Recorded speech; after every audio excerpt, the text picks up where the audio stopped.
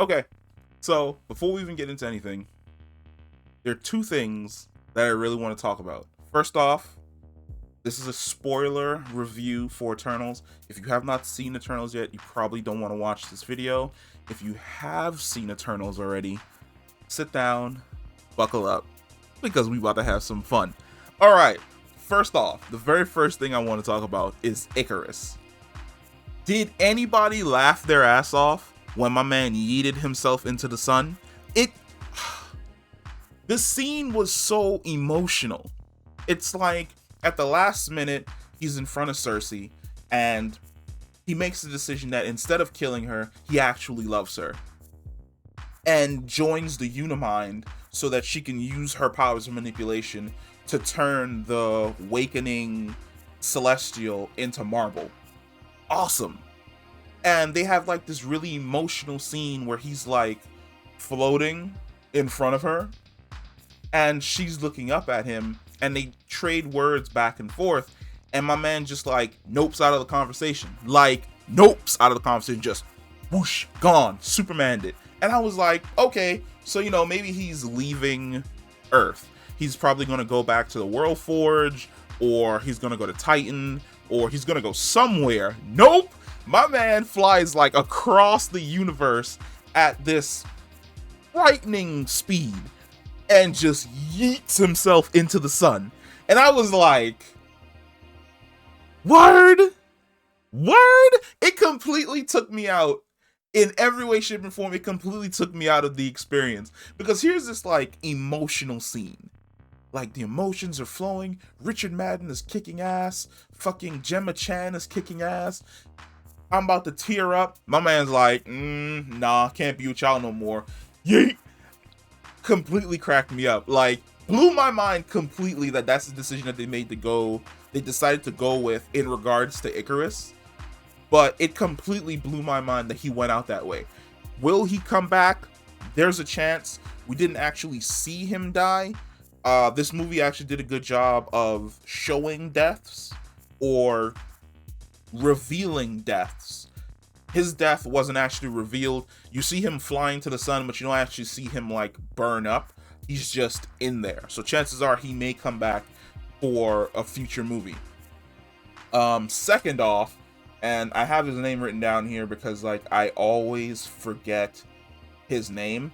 Arishem. Listen to me. Marvel. Listen to me. The way in which my man rolled up on Earth, that's how Galactus needs to roll up on Earth in a Fantastic Four movie. I mean, the way in which wow, lost my voice there. The way in which Arishem just rolled up on Earth. I'm talking, we gotta demo this. Hold on. So you're just chilling on Earth, relaxing, having like a normal fucking day. All of a sudden, hold up. all of a sudden, the clouds just go away, and you look up into the sky, and all you see is, just a face. It's just a face looking at you. It's the funniest shit on the face of the planet. It's absolutely fucking hilarious. Like I cracked, like it was so funny when he rolled up on Earth. First off, the humans of Earth are way too fucking chill. Giant space godhead robot shows up in the sky. Don't give a fuck. It's just a Tuesday. Whip out my phone, throw that bad boy up on TikTok. A giant face comes out of the ocean with a giant hand. Don't give a fuck. We'll send some teams down there next month to check it out. Monsters fighting in the middle of London. Throw it on the news, toss it on TikTok, upload it to Instagram. What is going on out here? I feel as though the humans of Earth in the MCU are so shell-shocked. They've been disappeared by Thanos, the blip. They've had to deal with an alien invasion. They've had to deal with a robot invasion. They've had to deal with multiple alien battles. They've dealt with civil war. They've dealt with so much shit that having the world almost be destroyed is just a Tuesday. It's like, oh, are we gonna die again?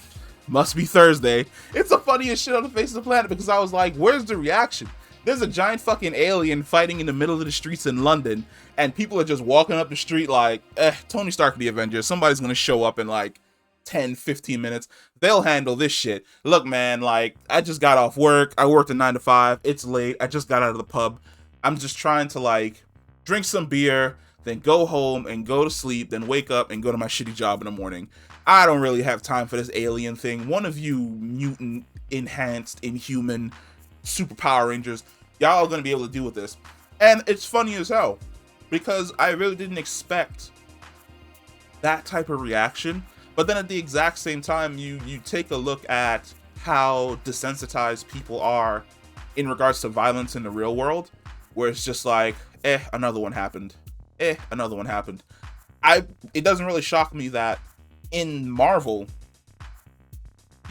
regular humans who are just like walking around on a daily basis, that they would also be okay or not really give a shit at the fact that like there's a world-altering fucked up event that's currently happening in front of them, but they're being completely desensitized to like this whole the world is about to end nonsense. Cracked me the fuck up. Like I found it hilarious every single time something ridiculous happened in this movie, and none of the regular human characters gave a shit.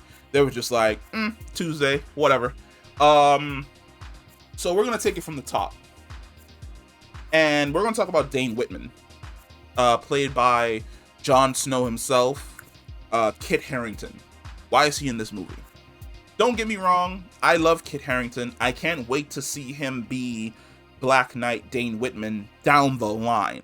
But if you were to take him out of this movie completely and not replace him, you wouldn't even notice that he was there.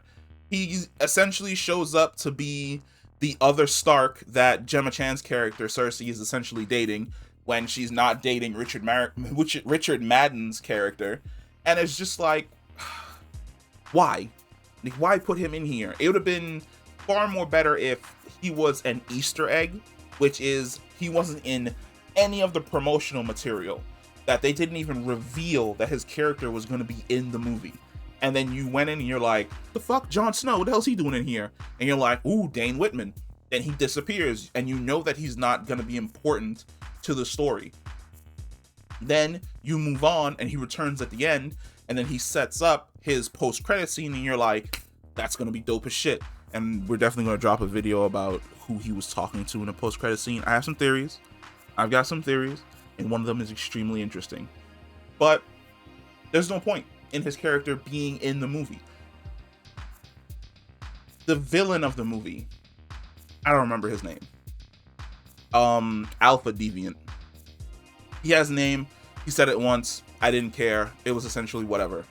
But wasted.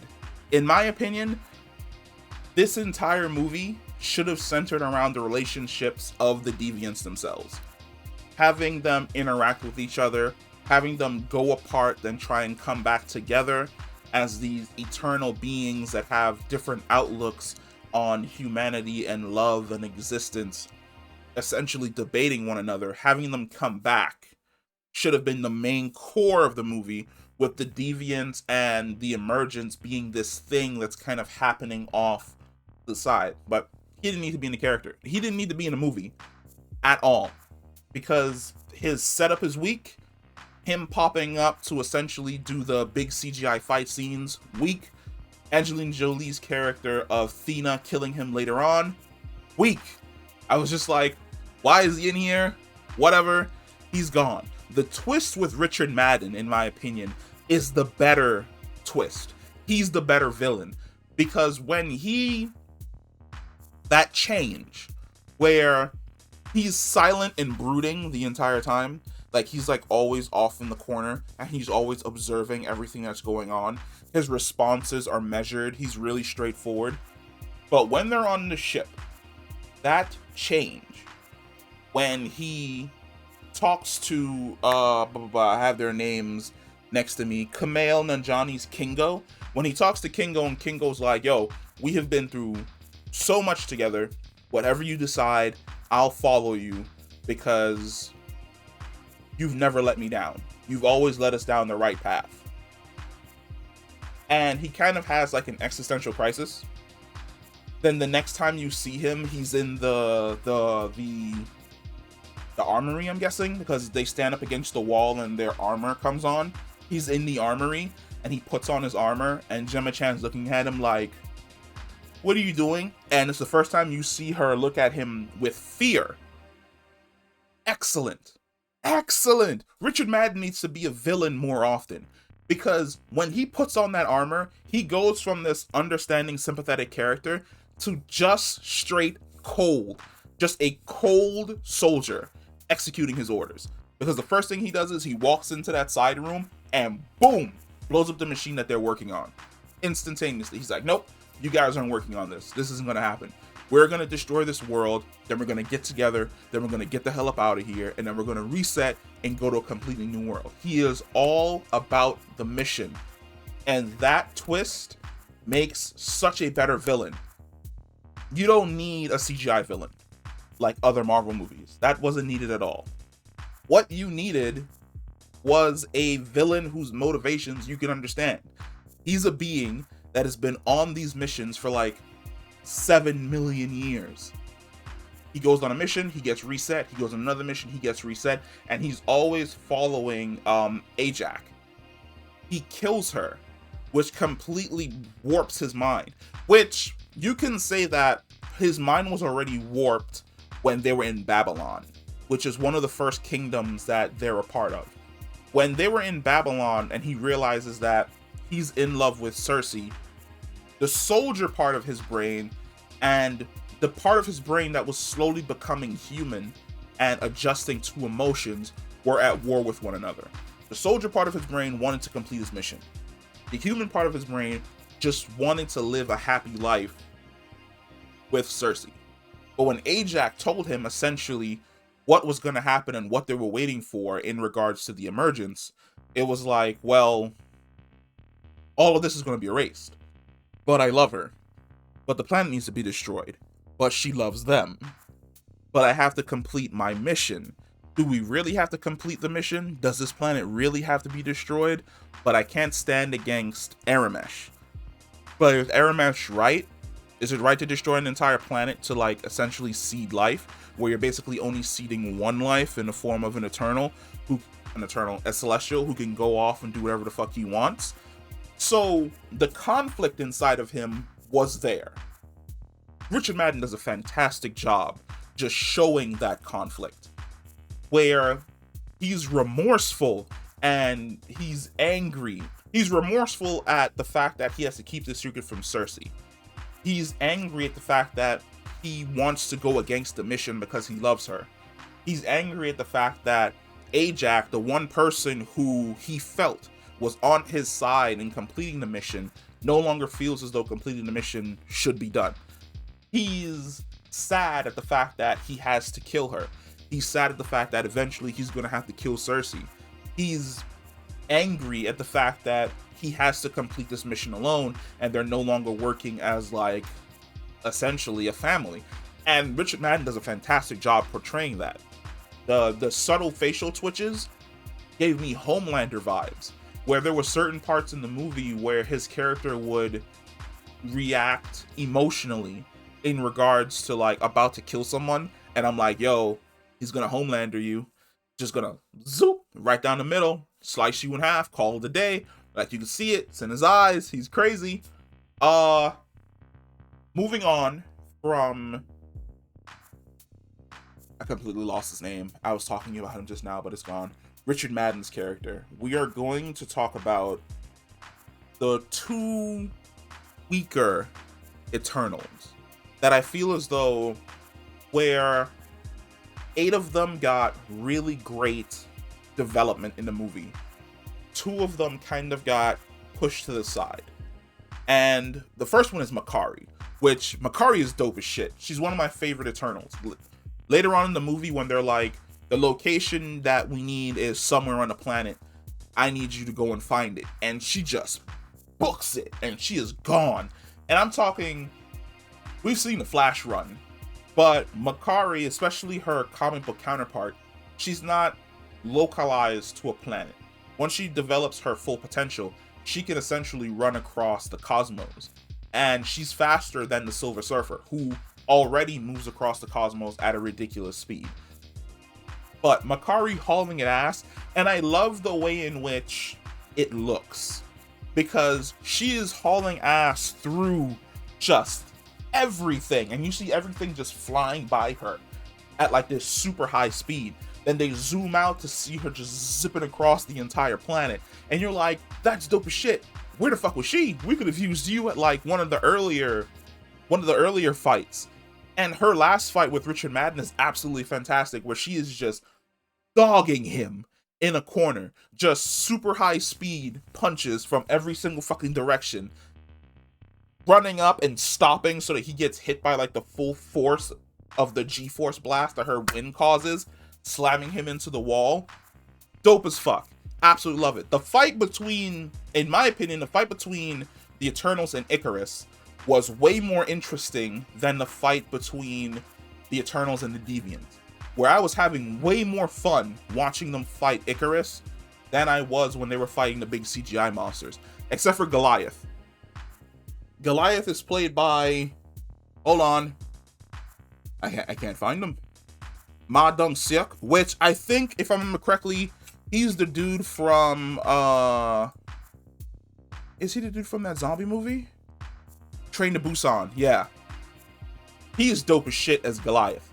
Dude is hilarious. I made a joke that Goliath and Thena are basically the Eternals version of the husband and wife from Full Metal Alchemist.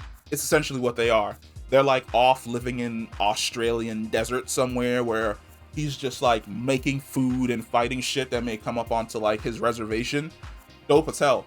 Watching him essentially just like one-shot stuff, hilarious. When he fights the giant bull deviant at the gates of Babylon, and he like uppercuts it and it goes flying over him and lands in front of the gate, and he's like, okay, it's dead. He's about to walk off, and then like he hears it stir, and he turns around, then the bull hops up, charges to him, and he's just like, right hook, and its jaw just dislocates and it dies. Dope as fuck. I want to see him fight the Hulk.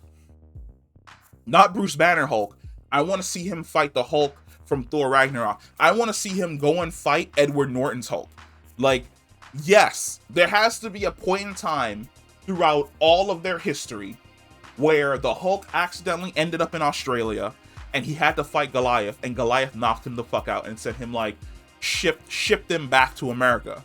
Like, yes, we need to see that. That would be a dope ass fight.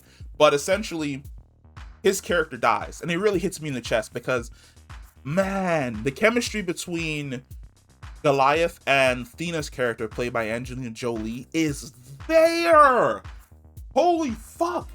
There are certain individuals in this movie that made me care about their characters. And the relationship between Goliath and Thena, where they are the two bruisers, they're the two warriors, where he would do anything for her, and he absolutely loves her, and he wants to essentially protect her because she's suffering from this madness that happens where essentially your past memories start to bleed into your current life, and as a result you start to go insane and you see everything as a threat and you just start lashing out and trying to kill everyone. His relationship with her is fantastic because when you initially see him, he has like cuts on his body, and you're like, oh, so you got those from like, you know, fighting the deviant that was at your house, until you realize that those cuts aren't from the deviant.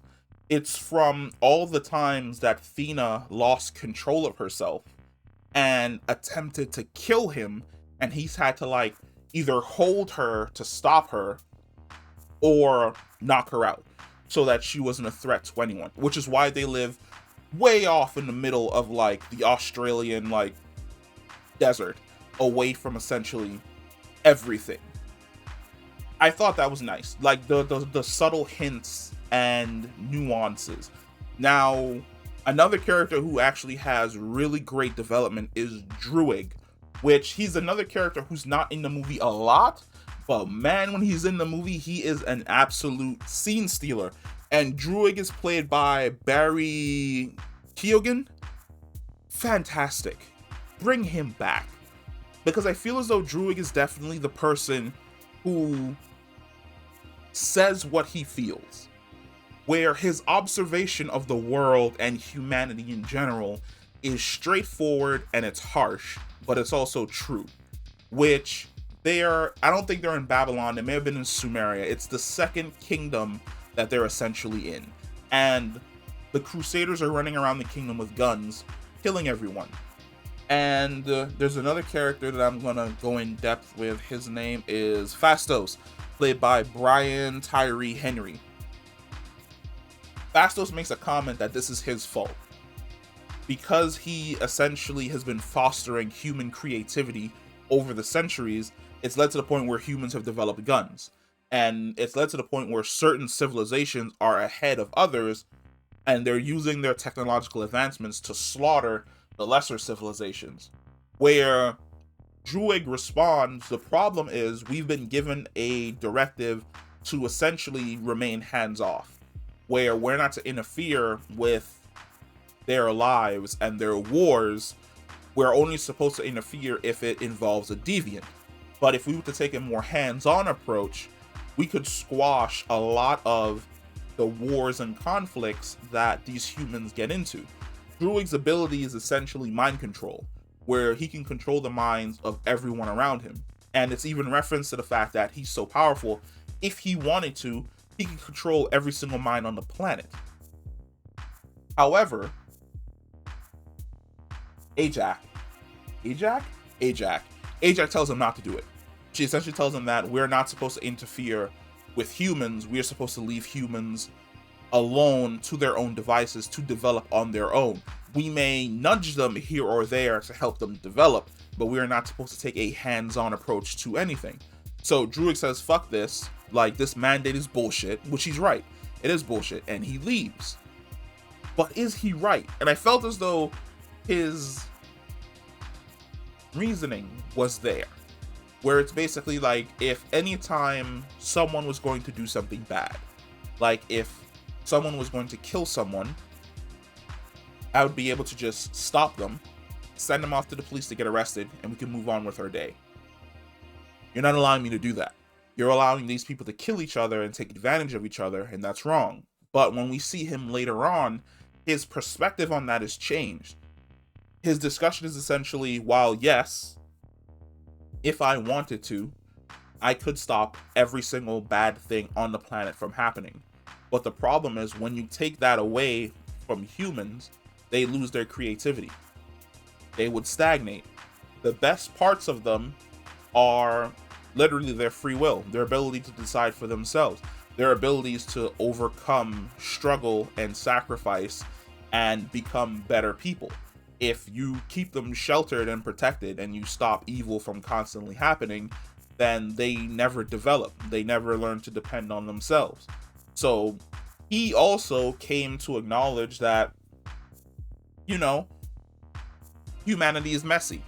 But because they're messy is what makes them beautiful. And I thought that was dope as hell. There are a lot of really great discussions that happen in this movie. That one was from Druig, but another great discussion that happens comes from Phastos, where essentially he's the engineer. When he first showed up on Earth, he gave them the wheel. Then he gave them the It's hilarious because he's in like ancient Babylon. He makes a steam engine and he's like, oh, it run on steam and I run on water. And like humans will be better off with it. And Ajak is like, bruh, they're fascinated by like the sun. They're not gonna understand a steam engine. Like, dial it back. And he's like, all right, fuck it. I'll take this out. I'll take this out. I'll take this out. I'll take this out. I'll take this out. Here you go. It's a plow. It does exactly as it's described. And you flash forward in his life where he ends up talking about the destruction of Hiroshima, where he's in Hiroshima and he's overlooking just the burnt buildings and the ash, and he says, this is my fault. I fostered them so that they would move along quickly in their technological development without realizing that it would lead to them also developing weapons as well, then using that weapon to essentially exterminate each other. And you would feel from his perspective what he's talking about. If I teach a human how to create fire, then I teach you how to generate energy. Then I explain to you and I nudge you in the direction of creating nuclear energy so that you can warm your houses, like create a power plant so that you can warm your houses, deliver power over here, keep this running, keep that running. And then you look at that and you go, yeah, but if I dropped it over there, it'd go boom. And those people over there would no longer be my problem. Then you definitely feel as though you would feel a level of guilt if it wasn't for you fostering humanity and showing them the path of technology. They would never arrive at the point where they were literally dropping nuclear weapons on each other to wipe each other out amidst the war. So I understood why he decided that he wasn't going to build anything for humans anymore. So he took a more life approach where he basically retired from Eternal's life and started a regular human life, where he had a boyfriend and they had an adopted kid and they were living in I have no idea where the hell they were living. Like, they just rolled up over there in like some cul-de-sac in the middle of nowhere, and they were like, hey, we need you because, you know, Celestial's about to wake up, Chief. We gotta get the hell up out of here and stop this thing from happening. But I thought that was dope as hell. I enjoyed his outlook on the current situation, where it was essentially like he felt as though he was responsible for essentially the last 1,000 years of human warfare because he allowed humanity to advance as fast as they did. Now, moving on to like the final battle. There's a lot going on in that final battle. Like, the Deviants and the final battle in and of itself, I feel as though both of those are the Marvel parts of the movie that don't work. If you take out the Deviants and then you take out, I would leave the Celestial in, but if you were to take out the Deviants and you still left that Celestial coming out of the Earth situation, that would have made a better movie. But I got a little bit of a cold. But because you're dealing with Deviants here, and then like the Celestial thing happening, and then Arishem showing up on planet Earth, it's a lot. It's a big CGI fest towards the end. Now, one of the characters I haven't talked about is Sprite. Sprite is played by, I had her up here and now she's gone. No, there she is. Lia McHugh. Fantastic. Which there's another video I'm gonna have to dedicate just to talk about Sprite, because she's definitely one of the more interesting characters. Now, main plot wise, she joins up with Ikaris towards the end during the main battle to stop the other Eternals, but she ends up teaming up with the rest of the squad anyway once she realizes that she also wants to save humanity, because there are a lot of things that humanity has that she herself wants as well. Now, the ending. I don't even know what to feel about the ending, because like I said in the opening, Arishem showing up on Earth completely caught me off guard, because I'm talking like when he showed up, he is this giant, like, imagine this right here. Imagine this is Earth, right? When Arishem shows up, it's just like, whoop. Like, he's just looming over the planet with his hand underneath Earth, and he snatches up the 3 remaining Eternals that were on Earth. So essentially the team splits. Half of them go into space. Druid, Makkari, and Thena go into space to look for the other Eternals. The ones who remain on Earth are Cersei, Phastos, and this is why we have notes, people, and Kingo. And Arishem essentially takes them off of the planet, and he says, you decided to kill a Celestial. I'm going to look through your mind to see whether or not your decision was the correct decision. if your decision was wrong, I'm going to come back and pass judgment on this planet. And what he means by that is he's going to return and he is going to close his fist and wipe out the entire planet. And I love that throughout the movie, every time Cersei goes to see Arishem, he's just like chilling in space. Like, he's not doing anything. He never moves. The background scenery is always the same, but he's always just chilling in space. Essentially, he's taking them to the World Forge.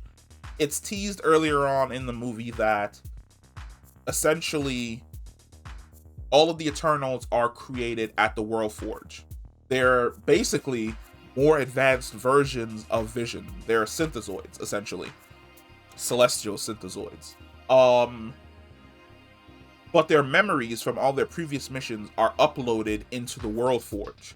He's taking them to the World Forge to compare their memories to their past lives' memories to see whether or not Earth is special enough to essentially give it autonomy, where it will be allowed to continue to exist. Now, for the others, in the post-credit scene, they get visited by the brother of Thanos himself, Eros, which I did not expect. Okay, here's the thing. I heard that... What is his name? He's a musician. Harry Styles. I heard that Harry Styles was going to be in Eternals, and he was going to be in a post-credit scene. I didn't know what he was going to be in the post-credit scene. So, essentially, when I'm chilling there and I see Pip, which is like this goblin elf dude, show up, I was like, oh shit, Eros? Sure enough, Eros, the main man himself, the younger brother of Thanos, shows up. What does that mean? We're gonna have to dedicate another video to that because I've already been talking for way too fucking long. But it definitely leads back into Thanos, because they already said a long time ago that Josh Brolin's character as Thanos is definitely going to come back in the MCU.